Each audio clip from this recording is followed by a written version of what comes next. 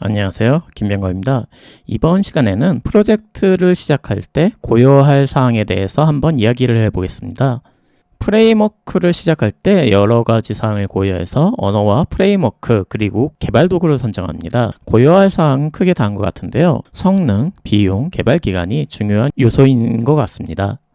메인 프로젝트 혹은 파일럿이나 사이드 프로젝트이냐에 따라서 이런 프로젝트의 성격에 따라 선정이 갈라지게 됩니다. 지난 10년은 스마트폰을 필두로 웹 서비스가 많이 개발되었습니다. 앞으로 웹 서비스 분야는 AI에 의해서 많은 부분이 대체될 것으로 생각되며 블루오션인 분야는 아닌 것 같습니다. 하지만 이런 웹 서비스는 기본 소양처럼 기본적으로 가져가면서 고려해 볼 수 있는 서비스가 될 것 같습니다. 이번 시간에는 초기 프로젝트 시작 시 이렇게 웹 서비스를 할 때 고려해 보는 사항들을 한번 점검해 보겠습니다. 먼저 서버 성능에 대한 이슈로 언어 및 프레임워크의 특징에 대해서 설명을 한번 해드리겠습니다. 일단 속도를 기준으로 가장 빠른 서버를 만들 때는 단연코 C++ 서버를 만들면 속도가 좋습니다. 단 해당 언어는 개발자가 얼마나 언어에 대한 이해 및 설계와 개발 능력에 따라서 만들어진 시스템의 성능 편차가 심할 수 있습니다. 제 경우 C++ 서버를 만든 경우는 오라클 게이트웨이 서버와 결제 서버 및 광고 서버를 만들 때 사용했습니다. C++로 만든 서버의 경우 속도를 1로 놓겠습니다. 그리고 제가 메인 프로젝트라면 Node.js를 주로 선택하는데요. 이는 개발 편의성 및 속도를 잡기 위함입니다. 개발 편의성은 장고나 다른 프레임워크에 비해 조금 떨어질 수가 있고요. 노드 익스프레스를 그대로 사용하는 경우 사이트가 커지고 개발자가 많아지면 관리하는 데 쉽지 않을 수 있습니다. 이 역시 개발자 실력에 따라서 서버의 안정성 및 확장성이 달라지는데요. Node.js는 개발은 자바스크립트로 하지만 ZIT 컴파일러를 사용해서 기계어로 변환되어서 시행합니다. 이에 속도가 빠른 편이며 비동기 입출력에도 좋은 성능을 가집니다. API 서버나 채팅 서버 등 여러 클라이언트가 동시에 요청하는 경우 성능이 좋습니다. C++에 비교해서는 두세 배 정도는 느린 편입니다. 참고로 Node.js는 싱글 스레드다 라고 전해 듣고 노드가 느리거나 동작이 동기화될 거라고 생각하시는 분도 종종 보이는데요. 이건 절대 아닙니다. 싱글 스레드로 동작되는 서버는 없습니다. 서버가 싱글 스레드로 동작된다면 해당 서버는 작업을 처리하는 동안 멈춰야 됩니다. 이건 베이직과 같은 언어에서 저는 포인터가 없는 언어입니다 라고 이야기하는 것과 같습니다. 개인적으로는 노드는 싱글 스레드예요 라는 말을 싫어하는 편입니다. 지금과 같은 오해를 하는 개발자들을 많이 봤기 때문에 그런 건데요. 실제는 수식어가 중요합니다. 수식하는 단어가 이벤트 루프 싱글 스레드일 겁니다. 메인으로 이벤트 루프를 제어하는 스레드가 싱글 스레드라는 건데요. 많은 경우 하나의 메인 제어 스레드가 이렇게 스레드 제어를 하는 경우도 많이 있습니다. 그리고 하나 더 알려드리면 노드의 경우 스레드 풀을 만들어 놓고 이걸 사용하는데요. DB의 커넥션 풀처럼 여러 개의 스레드를 만들어 놓고 이것을 순회하면서 놀고 있는 스레드를 사용하는 방식입니다. 이에 스레드를 생성하거나 소멸시키는 데 걸리는 오버헤드를 줄여 성능을 향상시키는 건데요. 이번 내용은 이전에도 많이 언급한 내용이지만 꾸준히 오해하시는 분들이 계속 있어서 언급하고 있습니다. 많이 사용하시는 장고의 경우 개발은 편하지만 속도에는 문제가 있습니다. 사이드 프로젝트나 속도가 크게 상관이 없을 때는 선택하면 좋습니다. 또한 개발을 배울 때 상당히 좋은 언어일 수도 있습니다. 기본적으로 동기 입출력 방식이기 때문에 클라이언트 요청이 많다면 Node.js에 비해서 성능이 떨어집니다. 오히려 장고와 비교해야 되는 언어는 Ruby on Rails입니다. 루비의 경우 빠른 개발 속도를 가지지만 사이트가 커지게 되고 사용자가 많아지게 되면 다른 언어로 변경해야 할 수 있습니다. 장고의 경우 루비보다 살짝쿵 빠른 속도를 보이는데요. 비슷하다고 생각하셔도 됩니다. 참고로 루비의 경우 언어 및 프레임워크가 좀 재미있는 특징을 가집니다. 언어의 경우 기본형조차 클래스로 되어 있는 언어인데요. 루비가 가장 유명해진 계기는 루비 온 레일스라는 프레임워크가 등장했을 때부터인데요. 이 프레임워크도 사용 당시 꽤나 재미있는 특징이 있습니다. 공부해 보시면 아시겠지만 특히 DB 접속 및 데이터 연결 쪽에서 관리를 우선한다는 특징이 있는데요. 개발 시간을 상당히 단축해버리는 특징을 가지고 있습니다. 루비는 일본에서 만들어진 언어라서 그런지 일본에서 사용하는 비율이 높은 편입니다. 우리나라에서는 자바의 스프링을 많이 사용하고 있는데요. 자바의 스프링 같은 경우에는 대규모 프로젝트에 적합한 특징이 있습니다. 만일 개발 인원이 수십 명 내지는 100명 이상의 규모의 개발이라면 아마도 자바 스프링을 채택해서 개발하지 않을까 생각하는데요. 모듈화 및 유연성, 강력한 트랜잭션 관리 등을 기반으로 데이터 일관성을 유지하면서 트랜잭션이 관리됩니다. 그런데 외주업체의 경우 대기업에서 이렇게 스프링으로 개발된 프로젝트를 가지고 나와서 재판매하는 경우를 꽤 많이 봤었는데요. 이 경우 코드 관리가 되어 있지 않을 경우가 많아서 유지 보수가 쉽지 않은 경우도 많이 봤습니다. 이유는 이런 거는 대규모 프로젝트라서 한 업체가 외주를 맡아서 전담해서 전체를 개발하는 게 아니라요. 특정 업체 또한 개발 팀원의 일부분으로 참여하는 경우도 많습니다. 이렇기 때문에 코드는 전체 코드가 있지만 모든 모듈을 이해하는 편이 아니며 특정 자신의 업체가 개발했던 부분만 파악하고 있는 경우가 많습니다. 자바스크립트 프레임워크 또한 속도가 충분히 빠른 편이고요. 노드.js와 성능은 비슷한 편입니다. 아무래도 가상 버추얼 머신이라는 자바의 특징 때문에 C++보다는 성능이 떨어질 수밖에 없습니다. 그리고 ASP, PHP, JSP로 대표되는 서버에서 동작되는 스크립트를 실행시켜 웹페이지를 생성하는 방식이 있습니다. 세 가지 모두 동작은 비슷한데요. 이 중 JSP의 경우 서블릿으로 동작되기에 ASP나 PHP보다 속도가 빠른 편입니다. 동작 방식을 PHP를 예를 들어서 설명해 보겠습니다. 과정은 다음과 같은데요. 클라이언트에게 웹페이지 요청을 받고요. 해당 PHP 구문을 웹서버의 도움을 받아서 여기서 웹서버는 엔진엑스나 아파치 같은 웹서버를 말합니다. 환경 설정을 통해서 PHP 파서에게 내용을 전달합니다. 그러면 PHP 파서는 해당 파일을 실행한 후 처리해서 DB에 접속한다든지 연산을 수행한 후 그 결과값을 HTML 코드로 생성합니다. 그리고 웹서버는 이렇게 만들어진 HTML 파일을 전송하게 되는데요. 잠시 제가 C++로 만들었던 광고 서버를 예를 들어 드리면 광고 영상이나 이미지는 메모리에 해시 테이블로 적재하고 있었습니다. 이는 광고는 한 건당 수십만 건이 넘는 같은 데이터를 다른 클라이언트에 전송하는 일이 빈번하기 때문인데요.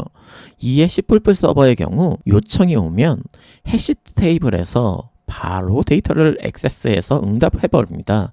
여기서 해시 테이블을 사용했기 때문에 메모를 액세스하는 시간값도 쌍수값을 가지기 때문에 몇 밀리세컨드 이하로 상당히 빠른 속도를 낼 수가 있습니다. 그렇기에 C++이 가진 속도의 장점 이외에도 이렇게 과정 자체를 극단적으로 추격할 수도 있어서 PHP로 만들어진 광고 서버에 비해 수십 배 이상의 차이가 날 수 있습니다. 서버의 장비 같은 경우 대당 몇 천만 원도 호가할 수 있는 경우도 많은데요. 서버 한 대당 1000만 원이라고 해도 10배의 성능의 차이가 보이더라도 1억일 절감하는 효과가 보이게 되고요. 유지비 또한 그 이상 차이가 보이기 때문에 시스템 규모가 커지게 된다면 개발 서버의 최적화 효과도 무시할 수 없는 편입니다. 지금까지 살펴본 서버의 언어별 프레임워크의 계약적인 속도는 다음과 같은데요. C++ 기준으로 상대적인 속도를 1로 잡고요. 노드.js와 자바 스프링, JSP는 2에서 4의 속도를 가집니다. ASP와 PHP 같은 서버 스크립트 U는 4에서 6의 속도를 가지고요. 루비 온 렐스나 파이썬의 장고 같은 경우 7에서 10의 상대적인 성능 차이를 보일 수 있습니다. 하지만 C++로 작성했더라도 성능이 안 나올 경우도 있는데요. 보통 이런 경우에는 개발자의 로직에 의해 비효율성이 발생했을 때 나옵니다. 이렇게 사람에 의해서 로직의 비효율성이 발생했을 경우에는 속도가 안 좋다는 루비보다 오히려 성능이 더 떨어질 수도 있습니다. C 언어 등 저수전에 근접하는 언어일수록 개발자의 개념과 설계, 코드의 품질에 따라 성능의 편차가 극심하게 갈리게 됩니다. 비용의 경우 서버 운영비가 있을 수 있겠는데요. 제 경우 스타트업에서 개발 단계 사이트에서도 서버 유비지비가 한 달에 100만 원 이상 소요되는 경우도 많이 보아왔습니다. 이런 개발 단계에서는 비용이 거의 안 나와야 되는 게 정상입니다. 특히 개발을 외주로 맡겨서 시스템을 받은 경우에는 운영비가 상당히 많이 소요될 수 있는데요. 기본적으로 개발 편의성 때문에 AWS 같은 서비스의 기능을 상당히 많이 이용해서 개발하는 경우가 많습니다. EC2 및 데이터베이스, 람다, 이벤트, 노티피케이션, 브릿지 등 AWS에서 여러 서비스를 이용해서 개발을 진행할 수도 있는데요. 그런데 이렇게 개발한다면 개발 시간은 단축될 수 있어도 시스템이 구축돼서 데이터가 쌓이게 된다면, 예를 들어서 1년치 고객 데이터만 쌓인다고 가정을 해도 이렇게 개발한 시스템은 AWS 시스템 운영비가 비싸다고 해서 다른 시스템으로 쉽게 옮길 수가 없습니다. 그대로 이전이 거의 불가능하게 되는데요. 운영비 때문에 만약에 이전을 시도한다면 처음 개발한 것 이상으로 재개발을 해서 이전을 해야 될 수 있습니다. 아무래도 기존 데이터의 호환성을 유지하면서 옮기려다 보니 더 쉽지 않을 수도 있는데요. 지금 말했던 사항은 실제 업체가 겪은 일이기도 합니다. 비용에 대해 예를 들면요. AWS 서비스인 S3를 많이 사용할 수도 있는데요. 데이터들 저장 시 덮어놓고 S3를 그냥 사용하시는 분들도 많습니다. 그런데 보통 S3 저장 시 SSD 하드디스크를 많이 사용할 수도 있는데요. 이 경우 S3의 비용이 비싼 편입니다. 더욱더 문제가 되는 경우는 이런 데이터 관리를 제대로 하지 않을 때 있는데요. 이럴 때는 데이터가 계속 누적되게 돼서 계속적으로 비용이 비례적으로 증가되는 경우가 많습니다. 아시겠지만 S3를 사용하더라도 오래되고 잘 찾아보지 않는 데이터는 좀 더 속도가 느리고 값싼 저장소로 옮길 수도 있는데요. S3를 사용해 개발해주던 외주업체가 이런 것까지 신경 써서 관리해주던 업체는 저는 보진 못했었습니다. 서버가 만일 서버의 자원을 많이 사용하는 경우에는 초기에는 AWS를 개발한다고 하더라도 시스템이 커지게 되면 자체 시스템 등으로 이전하기 쉽도록 AWS에 너무 의존하지 않는 것을 고려해 봐야 합니다. 제 경우에는 사이트에서 한 명의 회원이 평균 몇 메가의 데이터 용량을 사용할 것인지 먼저 계산해서 추론하게 되는데요. 이것이 계산되면 10,000명의 경우 몇 테라의 용량이 필요하고 10만 명의 경우에는 사업 페이지가 달라질 수 있고요. 이렇게 되면 선택할 수 있는 시스템도 달라질 수도 있습니다. 이를 기반으로 각 페이지 단계에 따라 운영 반침을 결정할 수도 있는데요. 가령 초기 개발에는 개발 속도 단축을 위해서 AWS에서 제한된 서비스만 사용해서 서비스를 하다가 사용자가 10만 명 이상이 된다면 자체 데이터 센터를 구축해서 운영한다. 이러한 반침을 세울 수도 있을 겁니다. 그리고 개발 기간의 요소도 있는데요. 이는 각 개발자들이 익숙한 언어 및 프레임워크에 따라서 달라질 수 있습니다. 가장 중요한 사항은 해당 개발이 메인 프로젝트로 가져갈 것인지, 파일럿 프로젝트로 MVP로 사용할 프로젝트인지, 아니면 사이드 프로젝트인지의 프로젝트의 성격에 따라 갈릴 수 있습니다.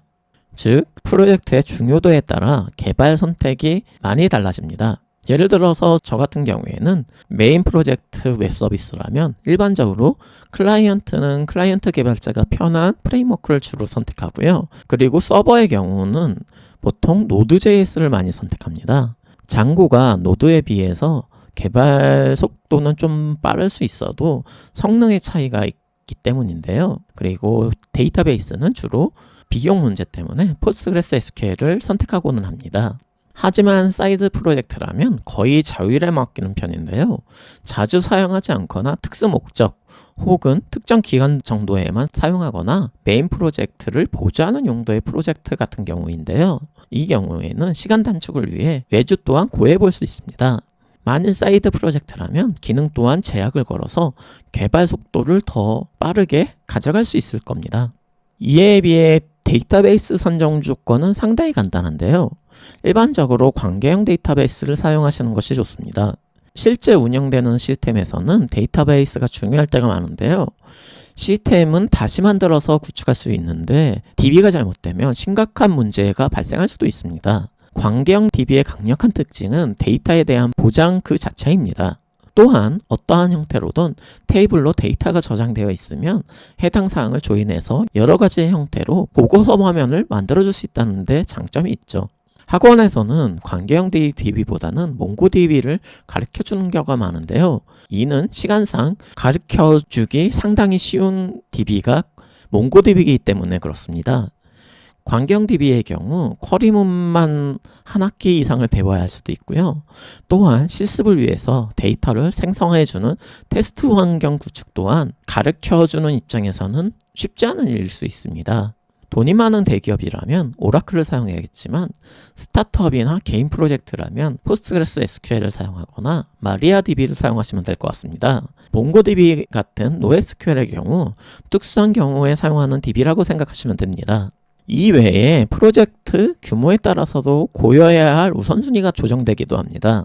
예를 들어 자바 스프링이 앞서서 대규모 프로젝트에 많이 사용한다고 했는데요. 이는 수십 명 이상의 개발자가 한 프로젝트에 투입된다면 한 가지 더 중요한 요소로 떠오르는 사항이 인적 관리에 대한 측면입니다. 이에 배우는데 조금 시간이 걸릴 수 있지만 속도와 유연성, 모듈화, 단위 테스트, 그리고 데이터 트랜잭션 관리에 강점을 보이는 스프링을 선택하는 경우가 많습니다. 이건 대규모 프로젝트 팀이 운영되는 상황을 생각해 보시면 되는데요. 이런 상황은 내부 개발팀끼리 협업해야 되는 상황입니다.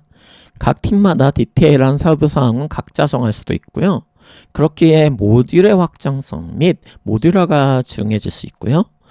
또한 팀끼리 협업할 경우에는 해당 팀의 모듈에 수행하는 기능의 인풋과 아웃풋이 중요해질 수 있습니다. 이렇게 통신하는 데이터의 트랜잭션과 테스트 환경을 갖춘 스프링을 고려할 수 있는 겁니다. 물론 학습 곡성도 있고요. 프레임워크 자체에 오버헤드도 있습니다만 대규모 프로젝트라면 개발팀끼리의 협업과 관리적인 측면 때문에 이런 부분에 더 힘을 실어줄 수 있는 겁니다. 또한 가끔 검색이 중요한가에 따라서 우리나라에서는 서버 사이드 렌더링 방식을 선택하기도 하는데요. 이는 우리나라에서의 검색의 경우 네이버 검색의 비율이 상당히 높은 편에 속합니다. 그런데 네이버 검색 기술이 리액트나 앵귤러, 뷰 등으로 대표되는 원페이지 앱에 대해서 검색을 최적화해주지 못합니다. 즉 검색해서도 잘 안 나오게 되는 케이스가 많습니다. 한국에서만 서비스하고 네이버 검색 결과가 중요한 경우에는 서버 사이드 렌더링 방식도 고려해 볼 수 있습니다. 이 외에도 각기 프로젝트마다 저마다 특색을 가지고 있을 수 있는데요. 예를 들어서 서비스 고객의 대상의 연령 및 특징별로 이런 프레임워크가 달라지기도 하고요. 높은 성능보다는 빠른 주기로 테스트해가면서 시장 반응을 보고 전략을 빠르게 수정할 경우 이거는 개발 기간을 단축하는 방향의 기술 스택을 고려할 수 있는 겁니다. 이런 기술 스택은 내가 만들려고 하는 프로젝트에 따라서 선택이 달라지게 됩니다. 이런 요소들을 고려해서 최종적으로 기술 스택을 구축하게 될 겁니다. 제가 나중에 실제 진행했던 프로젝트를 예를 들어서 설계와 함께 어떤 기술 스택을 사용했고 해당 기술 스택을 채택한 이유를 설명한 영상을 만드는 것을 생각해 보고 있습니다. 감사합니다.